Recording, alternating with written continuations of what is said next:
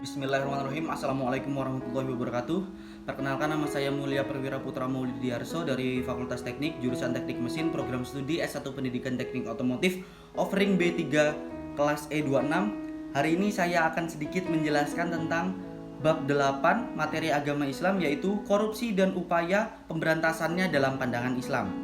Ya, yang pertama pengertian korupsi terlebih dahulu. Dalam Kamus Besar Bahasa Indonesia atau KBBI, korupsi berarti perbuatan busuk seperti penggelapan uang, penerimaan uang sogok, dan lain sebagainya. Istilah ini kemudian dikaitkan dengan perilaku jahat, buruk, atau curang dalam hal keuangan di mana individu berbuat curang ketika mengelola uang milik bersama.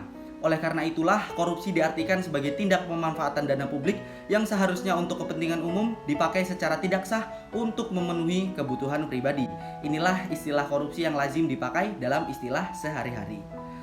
Adapun juga bentuk-bentuk korupsi.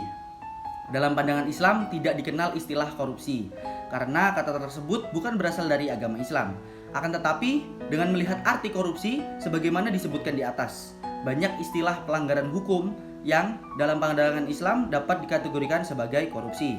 Yang pertama adalah bentuk-bentuk pelanggaran hukum antara lain yaitu ghulul atau penggelapan. Yang kedua ada riswah atau suap. Yang ketiga ada hadiah atau gratifikasi. Yang keempat ada syarikah, ada pencurian. Dan yang terakhir adalah khianat atau kecurangan. Hukum korupsi dalam pandangan Islam. Korupsi memiliki bentuk dan tingkatan yang beragam. Namun semua kejahatan yang berkaitan dengan tindakan pidana korupsi merupakan dosa yang besar karena dampak negatifnya bukan hanya bagi pelaku yang bersangkutan, tetapi juga menimpa bangsa dan negara. Dengan demikian, hukuman bagi koruptor disesuaikan dengan modus kejahatan yang dilakukan. Misalnya, korupsi dengan modus mencuri atau menggelapkan dana negara, maka baginya berlaku hukum potong tangan jika barang atau uang yang digelapkan sudah mencapai 1 nisab pencurian, yaitu senilai 94 gram emas. Hukum potong tangan jika dilihat sepintas memang nampak kejam dan melanggar hak asasi manusia. Tetapi perlu diingat bahwa di balik hukum tersebut tersimpan hikmah yang amat sangat besar. Pencuri di atas perampok, lebih-lebih koruptor yang telah merampas hak orang lain atau hak negara. Pada kenyataannya dengan dihukum penjara, jarang yang mereka jera atau kemudian dapat berhenti perbuatan mencuri dan korupsi. Tetapi jika ada pembuatan seperti pemotongan tangan, itu akan takut dan berpikir panjang jika ada pencurian, karena kalau ketahuan kan bisa dipotong tangannya nanti. Oke, selanjutnya ada motif-motif dari korupsi. Korupsi di Indonesia sudah menjadi budaya ya, masyarakat bukan kalangan elit, birokrat, masyarakat luas juga.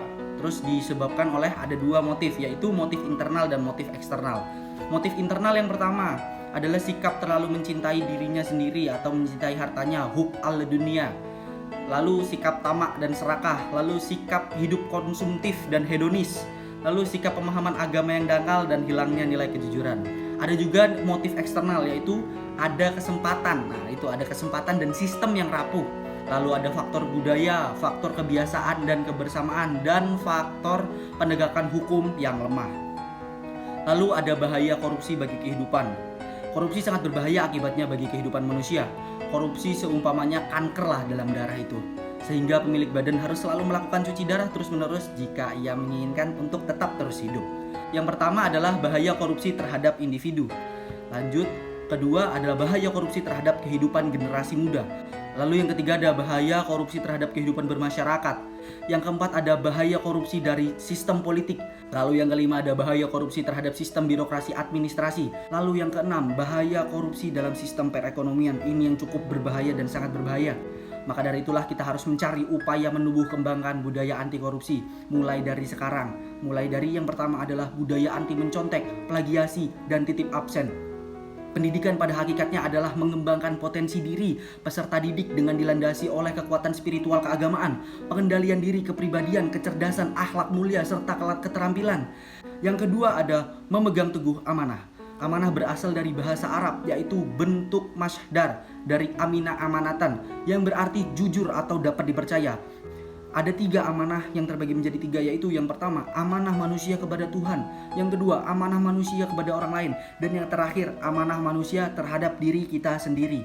Ya, saya akan menjelaskan simpulannya, yaitu budaya korupsi negara di Indonesia terutama di kehidupan politik serta kampus harus diberantas dengan cara yang tepat, mulai dari membangun pendidikan karakter, hingga membangun akhlak agar menjadi pemimpin yang amanah dan kelak dapat dipercaya. Terima kasih, saya sudah menjelaskan sedikit materi tentang bab 8 tentang korupsi. Semoga dapat bermanfaat. Akhir kata, wabillahi taufik wal hidayah.